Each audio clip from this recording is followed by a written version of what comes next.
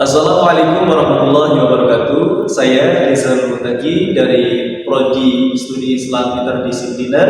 Pada kesempatan kali ini saya akan menjelaskan satu bab dari mata kuliah Shorof, yakni bab fi'il. Fi'il mabni maklum dan fi'il mabni majhul. Yang pertama yaitu fi'il. Fi'il dalam kajian ilmu nahwu atau shorof terbagi menjadi tiga. Yang pertama fi'il madhi, fi'il mudhari, dan fi'il amar. Fi'il madhi adalah kata kerja atau kalimat yang menunjukkan pekerjaan disertai waktu atau masa yang sudah terjadi atau masa lampau. Kemudian fi'il mudhari adalah kata kerja atau kalimat yang menunjukkan kalimat pekerjaan yang disertai waktu yang sedang terjadi atau akan terjadi. Kemudian fi'il amar adalah kata kerja atau kalimat yang menunjukkan pekerjaan yang disertai waktu namun belum terjadi atau akan terjadi zaman mustaqbal. Contoh fi'il madhi adalah kataba, kemudian fi'il mudhari yaqra'u, fi'il amar uktub. Contoh di sini seperti kataba atau ibu ad-darsa. Ini contoh fi'il madhi ya teman-teman ya. Kataba fi'il madhi. Kemudian yaqra'u al-waladul qur'ana. Yaqra'u itu fi'il mudhari, kemudian ada ijlis artinya duduklah, itu adalah fi'il amar. Selanjutnya saya akan menjelaskan apa yang disebut dengan fi'il mabni ma'lum.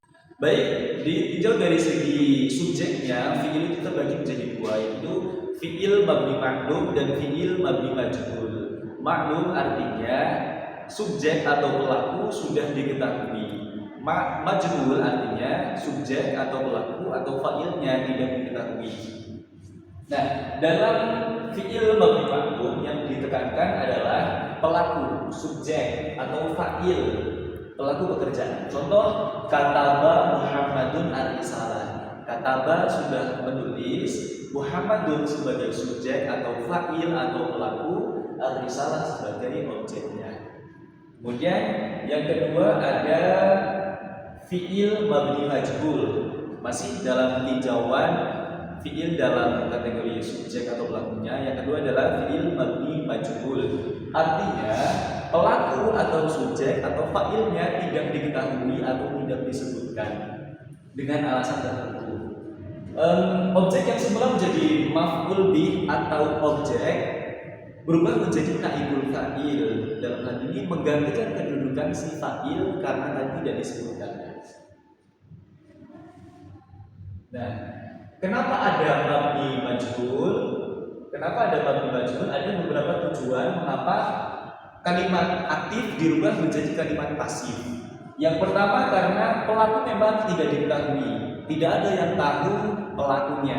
Contoh suriqat as-sayyarah, artinya mobil telah dicuri. Nah, konteks mengatakan suriqat as-sayyarah, seseorang itu memang tidak mengetahui pelaku pencuri. Maka salah satu tujuan daripada mabni majhul adalah karena pelaku tidak diketahui atau subjeknya atau fa'ilnya tidak diketahui. Kemudian yang kedua, pelaku sudah diketahui sehingga pelaku tidak perlu disebutkan lagi. Contoh pada ayat Al-Qur'an, khuliqal insanu min tin. Manusia telah diciptakan dari tanah. Siapa yang menciptakan manusia? Siapa lagi kalau bukan Allah Subhanahu wa taala. Maka dalam konteks contoh ini, khuliqal insanu min tin, manusia telah diciptakan dari tanah. Kita tidak ada yang perlu menyebutkan lagi siapa pelakunya. Sudah tentu Allah Subhanahu wa taala. Maka contoh yang kedua ini menunjukkan bahwa subjek sudah diketahui dan tidak perlu disebutkan. Ini salah satu contoh adanya mabni majhul. Kemudian yang ketiga, alasannya untuk lebih menekankan objek atau peristiwa daripada pelakunya. Yang keempat masih berhubungan, pelaku sengaja disembunyikan karena alasan tertentu seperti menjaga etika, keamanan atau menghindari penyebutan pihak tertentu. Misalkan ini konteksnya ada seseorang melihat seorang pencuri. Nah, orang tersebut ingin mengatakan ke orang lain bahwa ada yang sedang mencuri.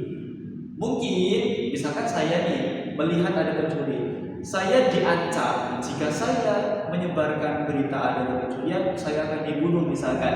Maka karena alasan takut, saya takut, akhirnya saya mengatakan pada orang lain, rumah si A telah dicuri.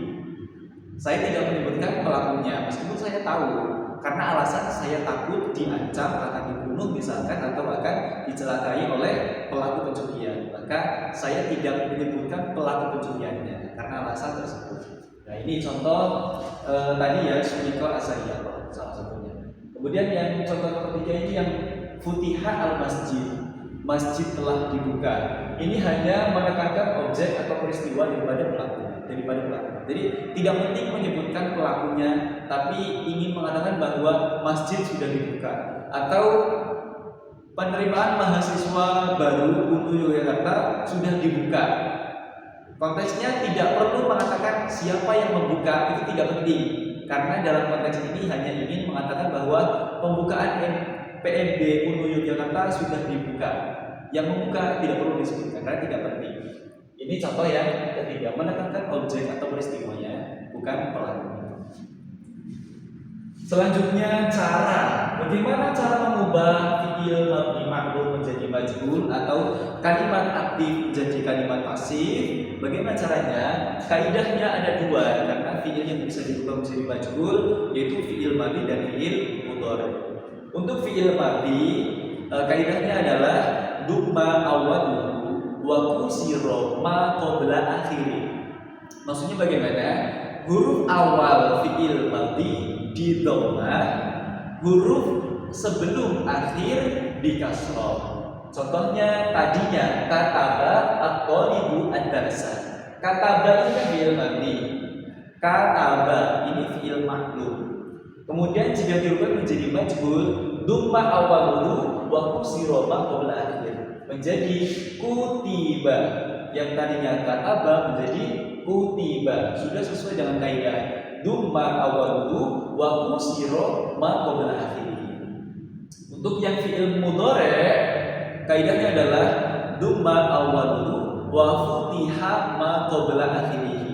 Di dhammah huruf awalnya, di fathah huruf sebelum akhirnya. Contohnya pada kata yaktubu Ahmadu ar-risalata.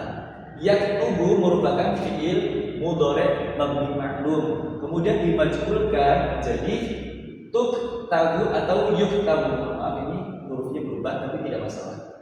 Menjadi tuktabu, yang awalnya taktubu menjadi tuktabu. Dumma awaluhu wa futiha ma qabla akhirih.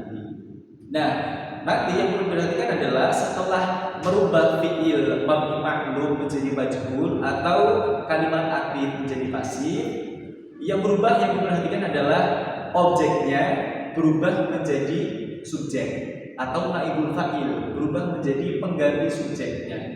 Yang tadinya objek i'rabnya nasab berubah menjadi rafa. Yang tadinya ada subjek, subjeknya dihilangkan. Yang tadinya ada subjek, subjeknya dihilangkan. Dan objeknya atau maf'ul bihnya menggantikan kedudukan subjek atau fa'ilnya.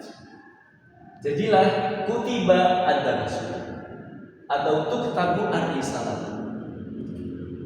Kurang lebih penjelasannya seperti itu teman-teman. Apabila ada kurang-kurangnya saya mohon maaf. Kami akhiri dari presentasi ini. Billahi taufiq wal hidayah. Assalamualaikum warahmatullahi wabarakatuh.